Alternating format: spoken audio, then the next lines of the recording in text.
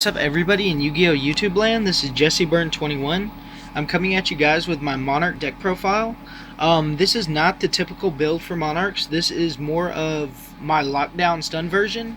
Although it does incorporate some of the same cards as a normal Monarch deck profile in today's meta. But it's also a lot different because I have some tech choices in here and I do not play hand traps.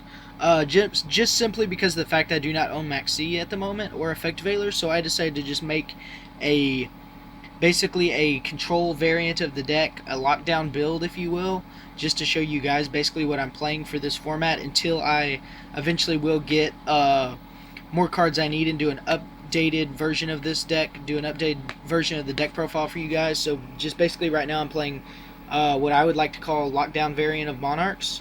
So let me get into the deck profile and show you guys what I'm playing. So basically first I'm going to start off just by showing you guys the one-ofs and the short numbers of cards I play in this deck. So I just played the one Mega Caius. This is like the Trishula of the deck. I will not be getting into all of these Monarchs effects because there's just so much to explain, and a lot of you guys out there don't feel like watching a 10 to 12 minute video about Monarchs, so I'm just going to try and make this sweet and short, and I'll probably do another deck profile later explaining to you guys about Monarchs and about what their effects do. So White Dragon Ninja, moving on, this is the reason why I decided to play the deck, play more of a lockdown variant. He basically says that spells cannot be destroyed by your opponent's card effects, so it's basically like the same old school White Dragon Ninja lockdown that they used to have, where you would play this guy on the field with Safe Zone. Instead you play it with March of the Monarchs. So it's really good, and it's just a good lockdown to play this card. Sit there with the March of the Monarchs on the field and the field spell, and your opponent can't really get around it, so it's basically just scoop phase from there. Then the three Majesty's Fiends. Majesty's Fiends is really good. I play him just because he has the same stat lines as the other Monarchs, so I can search out all my stuff, and he's good to just negate effects. 2 Karaz of the Light Monarch. He's good just to pop cards, interrupt plays with the Heavenly Monarch, which you'll see later on, which lets you tribute during your opponent's turn. So he's really good just to interrupt plays and to plus, because you can pop cards to draw, and he's really good. So moving on to the Squires, I play 3 of the Underworld Squire. He's really good when he's summoned. He gets the effect to additional tribute.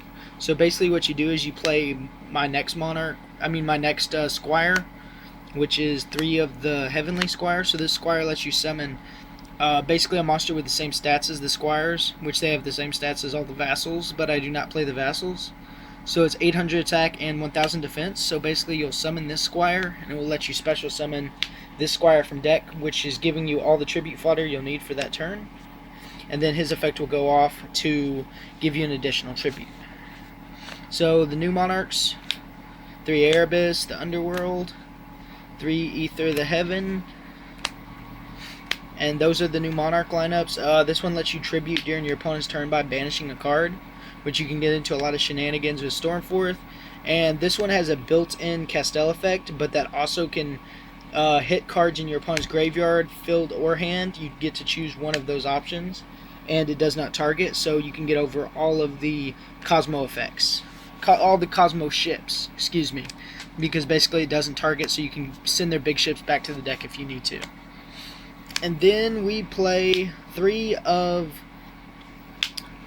basically the Destiny draw of the deck, which is Pandeity of the Monarchs, which this card is just busted because you can activate it multiple times per turn, and it has a second effect where you can banish it to select 3 Monarch spell or traps, and your opponent chooses one to add it to your hand.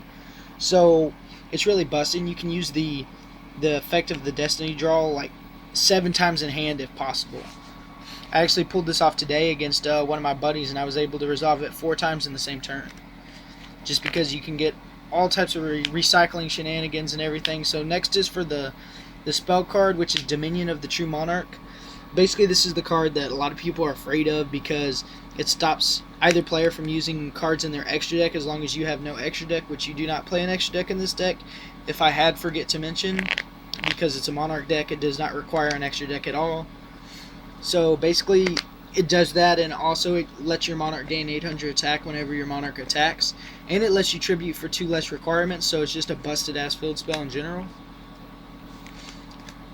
Then moving on to 3 tenacity of the monarchs. I play tenacity just to reveal a monarch and then search for a monarch spell or trap, so it gets into even more shenanigans and whatnot. And then this is basically like the Regeki, or the field clearer, if you will, just to tribute over your opponent's monster, Monarch Stormforth. It does not target, so it's just a busted, basically Soul Exchange, if any of you guys remember that old card, but this is the more busted version for monarchs. Then we play in the last cards to get into our Squires, Reinforcements of the Army to search out the idea, and then 1 for 1, and Foolish Burial just to send more of the Squires to the grave to get off more of their effects, and then 1 Return of the Monarch just to search more, to get more searches every time you tribute summon, and March of the Monarch, which is the most important spell card because it is your lockdown with White Dragon Ninja, which is right here. So basically what you do is you tribute for this, you have this on board, then you activate this, or you activate this beforehand, and you just sit there with the White Dragon Ninja on board with the March, which makes it where no tribute monsters can be targeted or destroyed by card effects. So it protects pretty much from anything, and then this protects the field spell. So, I mean, this protects the March, and also protects the field spell if you have it on board. So basically it's a lockdown, so that's why it's my lockdown variant.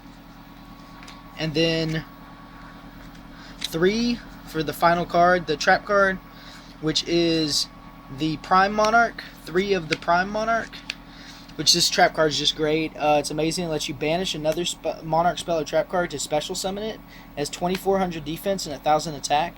So basically you can just banish another spell card in your graveyard, special summon it, and use it as tribute fodder.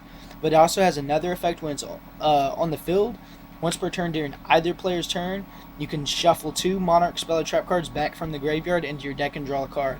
So it basically kind of reminds me of Volcanics in a way, where you can use it during your opponent's turn and it's a continuous trap.